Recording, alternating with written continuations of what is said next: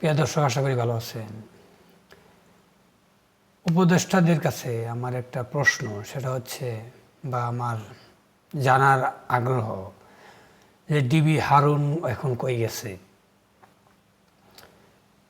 5 আগস্টের পরে যে আওয়ামী লীগের যে বড় বড় নেতারা ছিল, বড় বড় মন্ত্রীরা ছিল, সবাই কোথায় কিভাবে অবস্থান করতো, এগুলো কিন্তু সবই কিন্তু এই সরকার জানতো। এমনকি বলা হয়েছিল যে ক্যান্টনমেন্টে অনেকে আশ্রয় নিয়েছিল।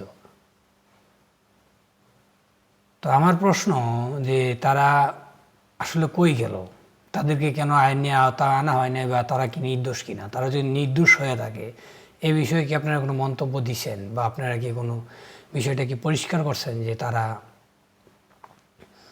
কোনো অপকর্মের সাথে জড়িত ছিল কিনা?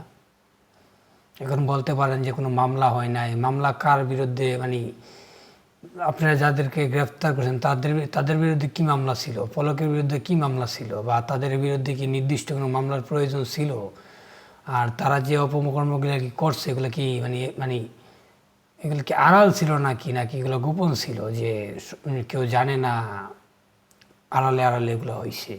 এগুলো তো প্রকাশ্যই হয়েছে, যে তাদের যে অপকর্ম বলেন বা তাদের যে কর্মকাণ্ড বলেন। তো আমার প্রশ্ন যে তাহলে তারা কিভাবে পার পাইলো, বা তারা কিভাবে ছাড় পাইল? তাদেরকে কি কারণে ছাড় দেওয়া হইল? তাদের প্রতি কি কারণে তো অমনোযোগী হইলেন, বা কি কারণে তাদেরকে মুক্তি দিলেন? এই বিষয়ের প্রশ্নগুলো ক্লিয়ার করেন আপনারা। আপনারা ভাইবেন না যে আপনারা হয়তো ভুলে গেছেন, আমরা ভুলে গেছি, বা আমরা হয়তো জিনিসটা দুদিন পরে ভুলে যাবো, বা এইভাবেই এড়াইয়া যাবেন গা। এটা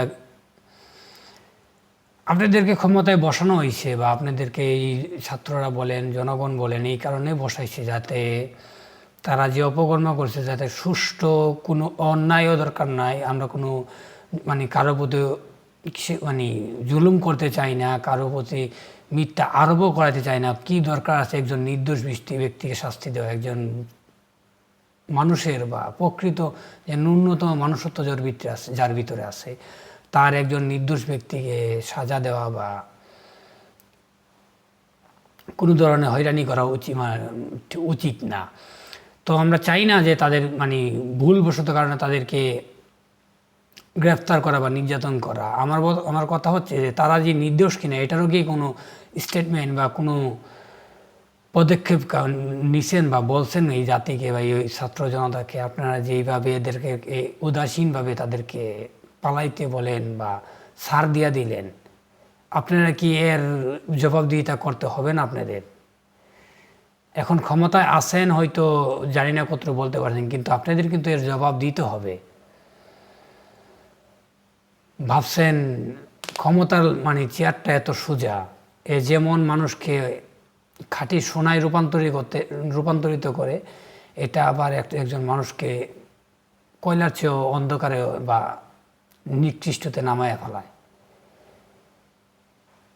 যত জানি না আমার কথা আপনাদের কাছে পৌঁছাবে না, কিন্তু যত দ্রুত সম্ভব এই বিষয়গুলো যে জনগণের সামনে পরিষ্কার করেন। গণ অভ্যুত্থানের পরেও যেসব অন্যায়কারীরা তাদের পদে অব্যাহত আছে, কোন কিসের ভিত্তিতে তারা তাদের পদে অব্যাহত আছে, তাদের কর্মকাণ্ড অব্যাহত আছে, সেই বিষয়গুলো ক্লিয়ার করেন। আপনারা এই বিষয়টা নিয়ে বিশেষ করে মিনমিনে কথা বলেন অনেকটা, কচ্ছপের মতো, যে একটু মুখ বাহির করেন, আবার সুবিধা অসুবিধা মনে করলে মুখটা ভিতরে লয়ে যান গা। জিনিসটা কিন্তু এত সোজা না, এগুলার কিন্তু কৈফিয়ত দিতে হবে। যারা এই দেশে অন্যায় কইরা গেছে, অত্যাচার, জুলুম, গুম, খুন কইরা গেছে, বা অপরাধে লিপ্ত ছিল, তাদের বিচার করাটা ছিল আপনাদের মূল চেতনা বা মূল সরকার গঠনের ভিত্তি। এটাকে ভুললে আপনারা রং তামাশা বা যাই করেন, এটা কিন্তু ছাড় দেওয়া বা ছাড় পাইবেন না আপনারা। এই ক্ষমতা বা এর মাসুল কিন্তু আপনাদের দিতে হবে। আপনাদের জন্য কল্যাণকর হবে এটাকে আপনারা ব্যাখ্যা করেন, যে আসলে ব্যাখ্যার কি করবেন? হারুন কই গেছে? বড় বড় যে আওয়ামী লীগে সবাই কি দেশ থেকে পালাই গেছিল বা পালাইতে পারছিল? যেভাবে শেখ হাসিনা দেশ ত্যাগ করছিল, প্রায় 90% জুলুমকারী বলেন, অত্যাচারী বলেন, দানব বলেন এই দেশেই ছিল। তাদের প্রতি কেন আপনারা উদাসীন ছিলেন বা গাফেল ছিলেন?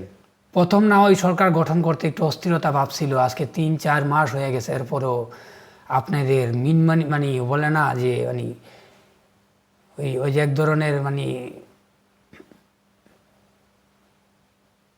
যাক, এটার মানে অশ্লীল ভাষায় ব্যাখ্যা করা হয়ে যাব, ওই ধরনের কথা আর বললাম না। মানে এখন পর্যন্ত ব্যবহার আচরণ শুদ্ধ আছে, চাই না বা আশা করি শুদ্ধ রাখার চেষ্টা করবেন। এগুলার ব্যাখ্যা আপনারা দেন, না হলে অত সহজে ছাড় পাইবেন না। ধন্যবাদ।